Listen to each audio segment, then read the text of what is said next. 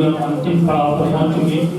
मगर इस गीता को लिखते समय डॉक्टर रमेश कुमार भदौरिया ने अपनी बात रखी थी, उनकी तरफ से वह बात रखने उनके सुपुत्र अतुल भदौरिया को बुला रहे हैं कि अतुल भदौरिया यहाँ पर आए और हम सभी के इस रूप से पूर्ण हुआ, इसकी हम लोगों ने आशा नहीं की। इसमें निसंदेह हम मेरी छोटी बहन प्रभा के प्रणयन को लेकर के प्रारंभ को लेकर देना चाहता हूँ। हमारे घर में आयोजित एक छोटी सी भजन मंडली जो स्वर्गीय मेरे चचेरे भाई अनु भदौरिया ने रखी थी, वो 2005-06 के समय था।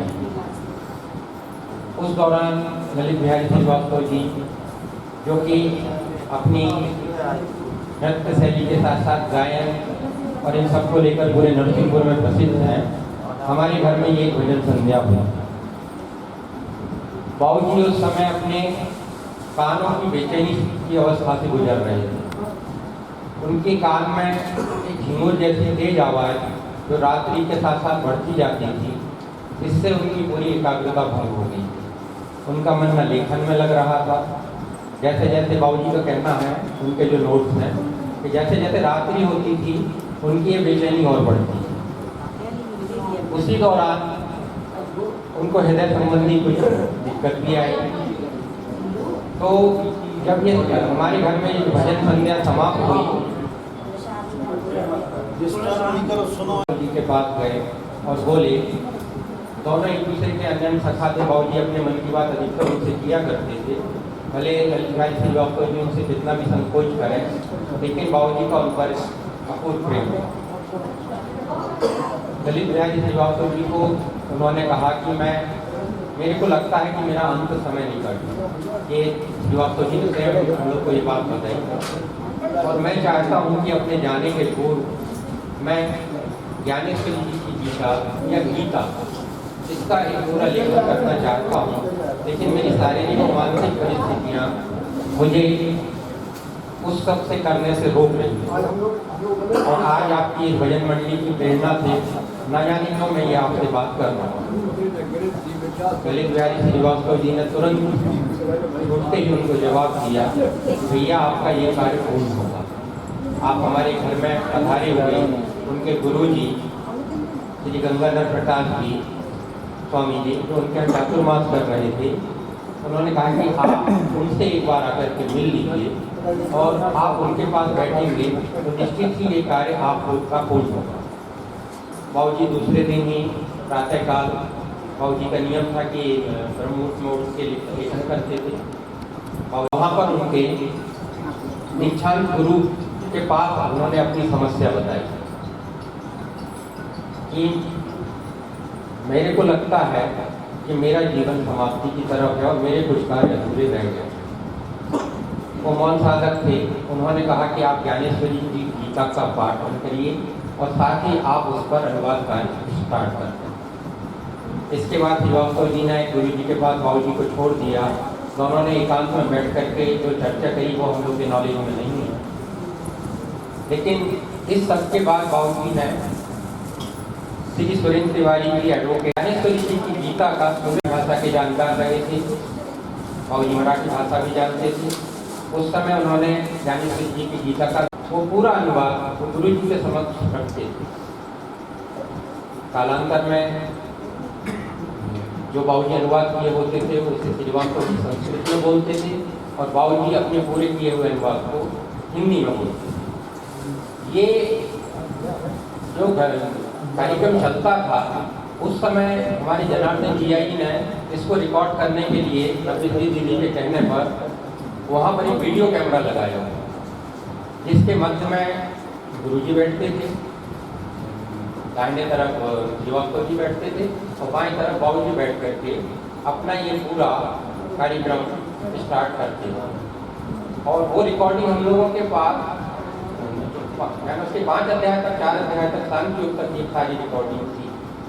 और यहाँ पर एक बड़ा गीता ज्ञान प्रवाह से जुड़ा हुआ बहुत सी विलक्षण हम लोग के साथ घटनाएं हुई, जो कि इतना महान ग्रंथ छूना यानी करंट के जैसा आज आपके सामने जिस रूप में ये आ चुका है, इस तक पहुँचने के लिए हम लोगों ने काफ़ी करंट खाए हैं, जनार्दन जी क्यों है या हम हैं, क्योंकि ऐसी चीज़ को चुनने के लिए, छूने के लिए आपके पास किसी एनर्जी से आपको जुड़ना पड़ता है, और वो एनर्जी आपको जब तक सात्विक रूप से पूरा साफ नहीं कर देती है तब तक आप इन कार्य को नहीं कर सकते। तो आश्चर्य हुआ कि वो रिकॉर्डिंग हम लोगों के पास से सिर्फ एक आधी बार कभी देख पाए, वो सारे कैसेट कभी नहीं। और मैं आज जनार्दन जी को एक खुशखबरी दे रहा हूँ कि वो कैसेट उस बॉक्स के साथ आज की सुबह हमारे पास आए। 17 वर्षों से हम जिस कैसेट को सुनते हैं, वो रिकॉर्डिंग जिसमें गुरु जी भी हैं, बाबू जी भी हैं और श्रीवास्तव जी की, वो कल हम लोग चलाएंगे उसका वीडियो पूरा। वो धोखे से जो उस दौरान हम लोगों ने जितनी भी बाबू जी का साहित्य को गीता ज्ञान प्रभा के सहेज का रखा हुआ था, मैंने प्रिंटिंग प्रेस कर दिया हुआ था। तो प्रिंटिंग प्रेस के साथ जो बुक थी उसके बीच में कल उन्होंने रखते समय मेरे से कहा कि मेरे पास कुछ वीडियो कैसेट्स हैं, उसमें जो गीता ज्ञान प्रभा की सीडी है, तो मैं समझा कि वो सीडी है जो अभी हम लोगों ने करेक्शन करी। तो मैंने उनसे कहा आप भेजिएगा उनको। सुबह जो हमारा उससे आपके श्रीधाम एक्सप्रेस से ये पूरा मटेरियल आया है, आज ही आया है छोटा बुक, उसके पहले बड़ा था। तो वो बुक जो अपना मिसिंग था, इस बुक के काफ़ी सामान के साथ आज वो भी हमें प्राप्त हुआ। तो ये हम लोगों के लिए बड़ा एक सौभाग्य रहा। अब दूसरा ये कि इस ग्रंथ को टाइपिंग करने दौरान, पढ़ने के दौरान और प्रकाशन की प्रक्रिया के साथ साथ बाबू जी के बहुत से ऐसे नोट्स थे जो इसमें सम्मिलित नहीं रहते। गीता पढ़ते पढ़ते बाबू जी ने जितना लिखा है उतने नोट्स इसमें सम्मिलित भी नहीं है। कुछ ऐसे नोट्स जो कि वो अपने अनुवाद करने के लिए कहीं ना कहीं से लिख करके रखते थे। तो आज अंतिम दिन पहले तो मैं उनकी लिखी हुई भूमिका आप लोगों से शेयर करता हूँ और उनसे जुड़े कुछ ऐसे नोट जो इस बुक में भी नहीं है, उनको भी आपके सामने रखना चाहता हूँ कि ये गीता की यात्रा यहाँ तक कैसे पहुँची।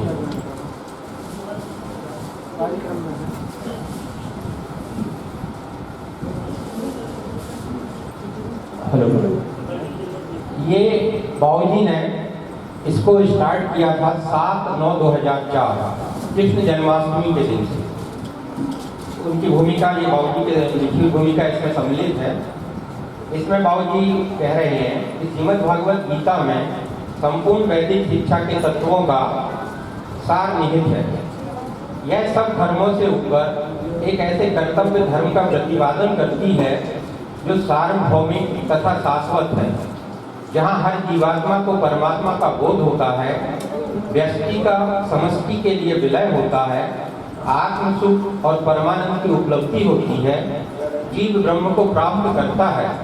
ब्रह्म केवल संबंध रहित ज्ञान नहीं है, अपितु उसके विविध रूपों का भी ज्ञान है, जो अवतारों, देवताओं, प्रकृति और जड़ चेतन संसार में अपनी विविधता के साथ प्रकट हो रहा है। आत्मज्ञान और परमात्मा का विराट दर्शन ही तत्व ज्ञान है, जिसे प्राप्त करने के लिए निहित कर्तव्यों का पालन करना और प्राप्त करना साधक के लिए आवश्यक होता है। वह निष्क्रिय नहीं, क्रियाशील होता है, समस्त बुद्धि से आचरण करने वाला होता है, वह सबको सुख देने वाला और अनंत सुख प्राप्त करने वाला होता है। यह तत्व निरूपण श्रीमद् भागवत गीता में विशद रूप से प्रकट हुआ है। भगवान श्री कृष्ण जो स्वयं ब्रह्म रूप हैं, अपने परम भक्त तथा सखा अर्जुन को इस तत्व का निरूपण करते हैं, जो मूल रूप में अत्यंत प्रभावी और बेजोड़ है। संस्कृत भाषा से होने तथा एक संस्कृत भाषा में होने के कारण एक स्तर की अपेक्षा करने के कारण यह मूल रूप में सामान्य जन द्वारा ग्रहण किए जाने में आसान नहीं है। इसलिए इसकी कितनी ही टीकाएं हुई हैं तथा विभिन्न भाषाओं में अनुवाद हुए हैं, जो इस तत्व ज्ञान में प्रवेश का आधार बनाते हैं, किंतु मूल जैसा रसास्वादन कराने की क्षमता किसी में भी नहीं रहती। लेकिन शक्कर की रोटी कहीं से भी तथा कितनी ही कम मात्रा में क्यों न खाई जाए, वह मिठास का अनुभव तो करा ही देती है। यह एक विचित्र संयोग है कि मैंने गीता का पद्यानुवाद शुरू कर दिया, मैं एक अनोखी बीमारी से ग्रसित हो गया। डॉक्टरों से संपर्क किया तो उन्होंने लगभग मेरा पूरा मनोबल ही तोड़ दिया और मैं मृत्यु का अगाध अनुभव करने लगा। न दिन रात में नींद, न मानसिक चैन और विकलता और घबराहट, तथा कान में गूंजती हुई एक अस्पष्ट आवाज जिसका विवरण दे पाना मेरे लिए असंभव। हर पल उसी कान में गूंज रही आवाज की संलग्नता और विकलता ने किसी ने उसे टिटेनस कहा, किसी ने करना, तथा हर एक ने मेरे साथ ऐसा व्यवहार किया जैसे कि मानो मैं आसन्न मृत्यु हूँ। मेरी पुत्री नम्रश्री ने मुझे तभी ललित बिहारी खरे के दीक्षा गुरु श्री स्वामी गंगाधर प्रसाद के आगमन तथा चातुर्मास का समाचार देते हुए मुझे उनसे मिलने का पुरजोर आग्रह किया। मैंने स्वामी जी के दर्शन किए, मुझे सांत्वना मिली। उन्होंने मुझे उनका रचित एक ग्रंथ महायोग पढ़ने को दिया। उसको पढ़कर मुझे कान का नाच जो बेचैन करता था वह तो वैसे ही बना रहा, पर मेरी बेचैनी हट गई। स्वामी जी ने ध्यान योग के समय उनके साथ बैठने की मुझे सलाह दी। मैं ध्यान के लिए उनके पास बैठने लगा। मुझे सुखदायक तथा आत्मबल बढ़ाने वाली अनुभूतियाँ हुई। घर पर खाली समय में अपने मन को कर्णध्वनि से दूर हटाने के प्रयास में मैं सफल नहीं हो पाता था, किंतु स्वामी जी से मिलने के बाद और कहूँगा कि उनकी अहोती कृपा को पाकर मैं पढ़ते समय अपने मन को एकाग्र करने की क्षमता पा गया। अधिक से अधिक समय मन एकाग्र करने की क्षमता में पा गया। अधिक से अधिक समय मन एकाग्र रहे, उसके लिए मैंने भगवत गीता को चुना। उसकी गहराइयों को समझने की कोशिश की तो लगा कि एक अकुशल तैराक अगाध समुद्र में उतर गया है। यह खतरा मुझे कर्ण स्वर की विकलता से मुक्ति प्रदायक होने के कारण स्वीकार रहा और गुरु पूर्णिमा दिनांक 2/6/2004 से मैंने भगवत गीता के पद्यानुवाद में संलग्न होने का मन ही मन संकल्प ले लिया। यहाँ एक बात अवश्य कहना चाहूँगा कि गीता की गुरुता तथा पूर्णता से न उतारी जा सकने की अक्षमता की पूर्ति के लिए मैंने संत वाणी का आश्रय लेना उचित समझा। एक संत ही निराकार ब्रह्म की वाणी को और अधिक अच्छे ढंग से अभिव्यक्ति दे सकता है। अतः एडवोकेट श्री सुरेंद्र तिवारी जी से प्राप्त कर मैंने ज्ञानेश्वरी पढ़ी और अनुवाद में समरसता तथा कथात्मकता का भी समावेश हो सके, इसके लिए गीता प्रेस गोरखपुर की प्रकाशित तत्व विवेचनी तथा ज्ञानेश्वरी को मैंने आधार ग्रंथ बनाया। इसमें मुझे इतना आत्मिक आनंद आया कि लगभग 40 से 50 दिनों में मैंने 1 से लेकर 18 अध्यायों के पद्यानुवाद का कार्य पूर्ण कर लिया। स्वामी जी को सुनाया तो उन्होंने उसे सराहा तथा 6 अध्याय भी पूर्ण करने की प्रेरणा दी। इसे पक्का करके पूर्ण करने की प्रेरणा दी। यह कार्य मानो मैं किसी अज्ञात शक्ति से बाध्य होकर कर रहा हूँ, जिसमें मेरा हाथ कम और महाप्रभु की इच्छा अधिक है। अनुवाद कैसा है यह तो मैं नहीं कह सकता, लेकिन इतना अवश्य कह सकता हूँ कि इससे मुझे आत्मिक संतोष मिला तथा मेरा मनोबल बढ़ा। आज उसी अनुवाद का प्रथम अध्याय प्रस्तुत कर रहा हूँ। 10 दिन बीत चुके हैं। ये बात आप लोग थोड़ा सा ध्यान से सुनिए कि गीता जो है वो लाइव नहीं हुई है। 10 दिन के बाद यहाँ से थोड़ा सा बाबूजी का मैं रोक दिया हूँ, इसलिए कि अधिकतर लोग बाबूजी की इस गीता के पहले मैं भी यही समझता था कि जो गीता हुई है वो पहले दिन अर्जुन विशाल में चले गए हैं तो श्री कृष्ण भगवान ने उनको पहले दिन दी है। गीता पहले दिन नहीं हुई है, गीता हुई है 10वें दिन। 10वें दिन जब भीष्म पर्व में भीष्म पिता में धराशायी होकर के गिर गए और संजय जो है, संजय को ये वरदान मिला हुआ था वेद व्यास जी के द्वारा। युद्ध के पूर्व महर्षि वेद व्यास धृतराष्ट्र के पास गए और कहा कि आपकी आंखें नहीं हैं तो मैं चाहता हूं कि मैं आपको दिव्य दृष्टि दूं और आप इस युद्ध को यहीं से बैठे बैठे पूर्ण रूप से देख सकते हैं। लेकिन धृतराष्ट्र ने ये बात मना कर दी। क्यों मना करी, ये एक बड़ा गहन विवेचना का विषय है। उन्होंने जो उत्तर दिया है धृतराष्ट्र ने कि मैं अपने ही पुत्रों की मृत्यु अपनी आंखों से देख करके क्या करूँगा। युद्ध के पहले धृतराष्ट्र युद्ध का परिणाम घोषित कर चुके थे और वो वेद व्यास जी की दिव्य दृष्टि नहीं ली। उन्होंने ये दिव्य दृष्टि अपने सखा, अपने सेवक संजय को दिलाई। अब यहाँ एक बात और आती है कि संजय सूत पुत्र थे और सूत पुत्र को इतनी बड़ी शक्ति देने का काम ये भी दर्शाता है कि उस समय में जो जाति प्रथा थी वो कर्मगत थी। कुछ आपकी पैदा होने के आधार पर जाति वर्ण व्यवस्था नहीं बनी हुई। कर्म से जो ब्राह्मण है, जो अच्छे पर रुका है वो ब्राह्मण है, ब्राह्मण कुल में पैदा होने से ब्राह्मण है। तो संजय को उन्होंने ये शक्ति दिलाई थी, संजय को ये वरदान था कि वो किसी के भी मन की बात को, गुप्त से गुप्त बात को वो देख सकते थे, समझ सकते थे और अक्षर से उसको पूरा बता सकते थे। तो यहाँ पर काफ़ी लोगों को ये डाउट होगा कि ये लाइव प्रसारण हुआ है, ऐसा नहीं था। संजय पहले कुरुक्षेत्र जाते हैं, कुरुक्षेत्र में वो 10 दिन रुकते हैं, वहाँ पर वो एक एक स्थिति को अपने अंदर संचित करते हैं। उसके बाद जैसे ही भीष्म पितामह को तीर लगता है और वो बाणों की सैया पर गिरते हैं, धृतराष्ट्र हस्तिनापुर से अपने दूत को भेज करके संजय को वापस बुलाते हैं और संजय को सामने बैठा के अब वो बात करते हैं कि तुम शुरू से बताओ क्या।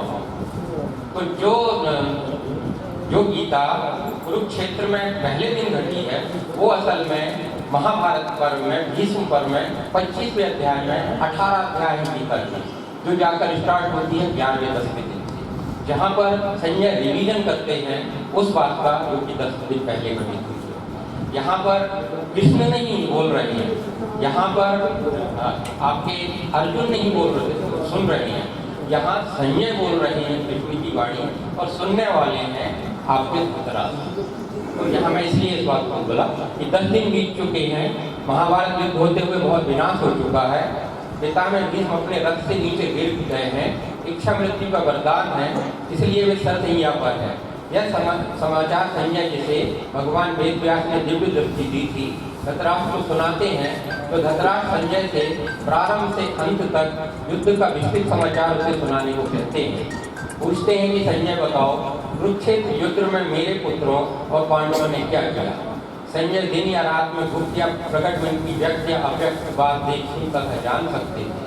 संजय ने धृतराष्ट्र को दोनों सेनाओं की व्यूहरचना तथा योद्धा का हाल सुनाया। यहीं से गीता का प्रथम अध्याय प्रारंभ होता है, जो अर्जुन के मन में उत्पन्न हुए विषाद योग से समाप्त होता है। प्रथम अध्याय से 18 अध्याय तक का ये बाबू जी का भूमिका है। ये भूमिका आप पढ़ेंगे तो आपको पता चलेगा कि अर्जुन यानी कि हम सभी के भीतर जो द्वंद्व है वो अर्जुन है और हमारे बीच जो समाधान है वो कृष्ण है। हर पल हर जगह जो घटित हो रही है वो गीता है। एक क्लास में यदि एक टीचर है वो स्टूडेंट के किसी भी डाउट को क्लियर करता है तो वहाँ भी गीता घटित होती है। आपने अपने बच्चे को समझाया, आपने अपनी पत्नी को समझाया, पुत्र को समझाया, आप अर्जुन गीता यहीं पर बन गए। इसलिए बोला गया है कि यदा यदा ही धर्मस्य ग्लानिर्भवति भारत अभ्युत्थानमस्य तदात्मानं सृजाम्यहं परित्राणाय साधूनां विनाशाय च दुष्कृतां संभवामि। हर जगह पर आप हम सबके बीच में है गीता। गीता हमारी मनोदशा की परिचायक है। गीता कोई किसी भी धर्म का शास्त्र नहीं है। गीता है मनोविज्ञान का शास्त्र, गीता है आत्मा का शास्त्र। मेरा शरीर अलग हो सकता है, मेरा मन अलग हो सकता है, लेकिन मेरी आत्मा अलग नहीं हो सकती। हम सभी लोगों का शरीर, मन, हमारी उम्र ये सब अलग है, लेकिन सबके बीच जो आत्म तत्व है वो एक है। इसलिए गीता इतने वर्षों से पूरे विश्व का सबसे महान ग्रंथ बना। आज से तो 233 वर्ष पूर्व चार्ल्स विल्किन द्वारा, जो इंग्लैंड में ईस्ट इंडिया कंपनी से आए हुए थे, उन्होंने पहला अनुवाद गीता का 1857 में ईस्ट इंडिया कंपनी ने अपने पर शासन किया, लेकिन उसके 100 वर्ष पूर्व वो यहाँ पर आए और हमारी शक्ति का स्रोत उन्होंने देखा। तो उन्होंने देखा कि सभी लोग बटे हुए हैं, लेकिन ऐसी कौन सी बात अलग है लोगों में। तो उसने गीता का अपने 5 लोगों को बैठा करके गीता का सबसे पहले अंग्रेजी भाषा में अनुवाद किया। आज भी इंग्लैंड में यदि कोई भी हिंदू है और वो उसको यदि कटघरे में खड़ा होना है तो उसको गीता की ही कसम दिलाई जाए। हिंदुत्व का प्रतीक है गीता। आपके सारे धर्म ग्रंथ, वेद, पुराण, आपके उपनिषद, इन सब का जो सार है उसको गीता बताती है। गीतो उपनिषद हमने उसको नाम दिया। तो गीता हिंदुत्व की प्रतीक है। हर हिंदू का सबसे बड़ा धर्म गीता है। धर्म गीता में धार्मिक कोई भी बात नहीं है, इसने कहीं भी युद्ध का कोई भी उसमें ज्ञान नहीं दिया है। उन्होंने बात कही है आत्म तत्व की, जो कि हम सभी का सेम है। अब आज से 5168 वर्ष पूर्व जो जानकारों की गणना है, कुरुक्षेत्र में रविवार के दिन गीता बोली गई। मैंने बाबूजी के नोट से कुछ जानकारियाँ एकत्र करी हैं जो इसमें नहीं है, वो आपको बता रहा हूँ कि 5168 वर्ष पूर्व कुरुक्षेत्र में गीता का मतलब कि पहले तो गीता का प्रथम श्री भगवान ने जो अर्जुन को उपदेश दिया था उसको 118 पल यानी 45 मिनट में एक गीता घटित थी। जानकार लोग ये भी कहते हैं कि गीता 701 श्लोक में नहीं है, वो असली गीता है वो सिर्फ 70 श्लोक में, उसका जो विस्तार हुआ वो जाकर के 701 श्लोक। आप लोग कहोगे कि गीता में तो 700 श्लोक हैं, लेकिन नहीं, एक्चुअल में गीता में 701 श्लोक हैं, जिसमें से कृष्ण ने 575 श्लोक बोले हैं, अर्जुन ने 85 श्लोक बोले हैं, संजय ने 40 और धृतराष्ट्र ने 1। ये सब मिलाकर के आप टोटल करेंगे तो ये होते हैं 701 श्लोक। 13वें अध्याय का जो प्रथम श्लोक है उसको प्रेक्षक मान करके गणना से हटा दिया गया। ये बात आज तक कोई इसका उत्तर कोई भी मनीषी या कोई भी विद्वान नहीं दे पाए कि ये एक श्लोक को क्यों हटाया गया। और दूसरा, गीता एक जगह नहीं घटित थी, गीता जहाँ समाप्त कहते हैं कि गीता में सारा सार आ गया। जब महाभारत युद्ध समाप्त होता है उसके बाद फिर से सारे पांडव बैठते हैं, सब लोग सवाल लगाते हैं और श्री कृष्ण भगवान को बैठाल करके कहते हैं कि भगवान उस समय तो हम लोगों ने ही नहीं सुनी थी गीता जो आपने अर्जुन को भर सुनाई, तो क्यों ना आप उस गीता को फिर से सुनाएं। वो अनुगीता के नाम पर श्री कृष्ण भगवान और उन लोग के बीच जो फिर से संवाद होता है वो अनुगीता के रूप में आया।